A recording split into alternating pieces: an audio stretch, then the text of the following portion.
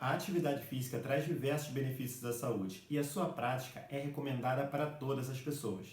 Contudo, pessoas com escoliose podem necessitar de alguns cuidados especiais. Nesse vídeo, eu vou falar especificamente sobre um exercício que é comumente praticado nas academias, mas que pode ser contraindicado caso você tenha escoliose.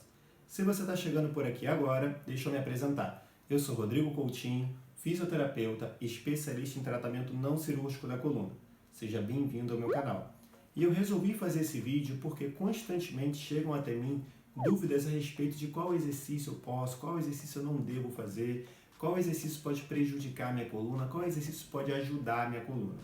E aí eu escolhi uma dessas dúvidas e escolhi o exercício de agachamento com carga, por ser um exercício que é praticado diariamente dentro das academias e que pode sim te prejudicar caso você tenha escoliose. Mas para que você saiba como esse exercício ele pode te prejudicar, eu preciso que você entenda o processo de progressão da escoliose, que é muito bem ilustrado pelo ciclo de Stokes. Nesse ciclo, tudo se inicia com um desvio da coluna vertebral.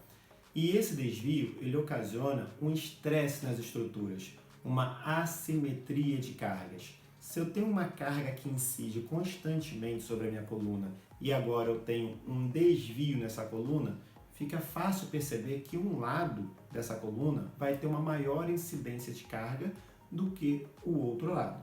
Nesse caso, o lado que tem maior incidência de carga, o lado sobrecarregado, é o lado da concavidade da coluna, enquanto o lado da convexidade ele recebe menos carga. E essa assimetria de cargas é particularmente importante durante a fase de crescimento. Isso porque, como eu tenho uma desorganização de tensões, uma desorganização de cargas, durante a fase de crescimento, ou seja, quando a coluna está crescendo, como eu tenho uma carga maior de um lado do que de outro, um lado dessa coluna vai se desenvolver mais do que o outro lado. E nesse caso, o lado que mais vai se desenvolver é o lado da convexidade, que acaba sendo estimulado a isso devido a uma carga reduzida que incide sobre a convexidade em comparação com a concavidade da coluna. E com o passar do tempo, toda essa carga incidindo ali, essa coluna crescendo, começam a ocorrer alterações estruturais, ou seja, começa a acontecer um acunhamento vertebral, começa a ter uma degeneração assimétrica do disco intervertebral, onde um lado é mais degenerado do que o outro lado, ou seja, estamos diante de uma deformação da coluna. E essa deformação da coluna vai levar a um aumento daquele desvio inicial e, com isso, um aumento nas cargas assimétricas, na assimetria de cargas, o que vai fazer com que esse ciclo continue constantemente. Agora que você sabe um pouco como a escoliose progride, vamos tentar correlacionar isso com o exercício de agachamento com carga. O exercício de agachamento com carga, ele tem uma incidência de carga axial, ou seja, uma carga compressiva sobre a coluna.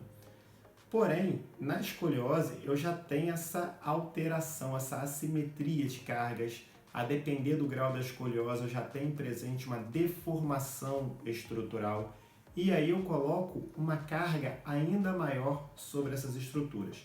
Isso vai facilitar o processo de progressão da escoliose e eu quero exatamente o oposto. Então aqui eu estou falando especificamente sobre o exercício de agachamento com carga. Contudo, isso é válido para todos os tipos de atividade onde haja carga axial. Eu posso citar um exemplo do dia a dia, como carregar bolsas de mercado, a depender do peso em que essa pessoa esteja carregando, a distância e a frequência com que ela faça isso sim pode prejudicar a sua coluna em caso de escoliose. O exercício também muito praticado na academias de panturrilha, onde é colocada uma carga sobre os ombros para poder trabalhar a plantiflexão, ou seja, trabalhar a panturrilha. Ou seja, eu estou tendo uma carga incidindo sobre a coluna, porque a carga está aqui sobre os ombros. Bom, eu falei sobre esses exercícios para que você consiga compreender que toda atividade de carga axial pode ser prejudicial a pessoas com escoliose. E por que eu usei esse pode e não afirmei que todas as pessoas com escoliose vão ser prejudicadas pelo excesso de carga axial? É porque nós temos alguns grupos de risco, se é assim eu posso chamar. E quem seriam esses grupos de risco? Vamos lá. Jovens em fase de crescimento.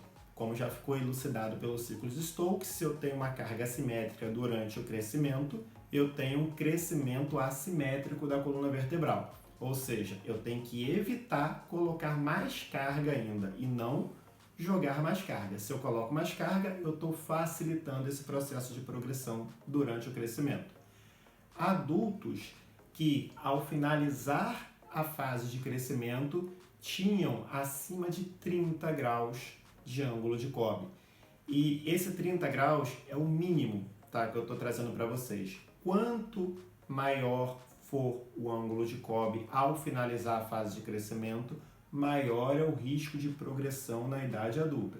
Então, essa progressão ela pode acontecer continuamente, ou seja, finalizou a fase de crescimento, mas a escoliose continua progredindo, porém em um ritmo mais lento do que durante a adolescência, ou ela pode estacionar e progredir tardiamente. Então, dessa maneira, adultos que tenham acima de 30 graus e especialmente adultos que tenham a partir de 50 graus de escoliose devem evitar todo tipo de exercício com carga axial, devem evitar exercícios de agachamento com carga. E um terceiro grupo que entraria são as pessoas que têm algum tipo de fragilidade óssea. Quem são as principais pessoas com fragilidade óssea?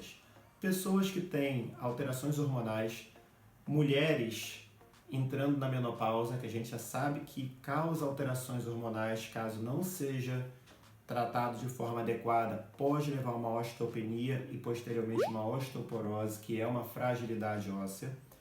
Pessoas mais idosas e pessoas que tenham qualquer problema que predisponham à fragilidade óssea. Então, esse tipo de grupo, ele deve evitar o agachamento com carga ou qualquer tipo de carga axial. E o que eu preciso fazer para poder tentar evitar aquele processo de progressão que eu te mostrei lá no início? Bom, é óbvio que eu preciso alterar a história natural da escoliose, que é progressiva na maioria dos casos. Isso eu faço através de exercícios fisioterapêuticos específicos para a escoliose, onde tudo começa com a autocorreção tridimensional. Por quê? A escoliose é uma condição tridimensional. Eu preciso corrigir todas as alterações que estão acontecendo naquela coluna, que dessa maneira eu vou reduzir a carga assimétrica sobre essa coluna. Em alguns casos, pessoas acima de 25 graus de escoliose, eu preciso utilizar o colete, a órtese tridimensional, e ele também vai me ajudar a reduzir essa incidência assimétrica de cargas. O colete ele é mais indicado para pessoas em fase de crescimento, porém, em alguns casos, também vai ser indicado para os adultos.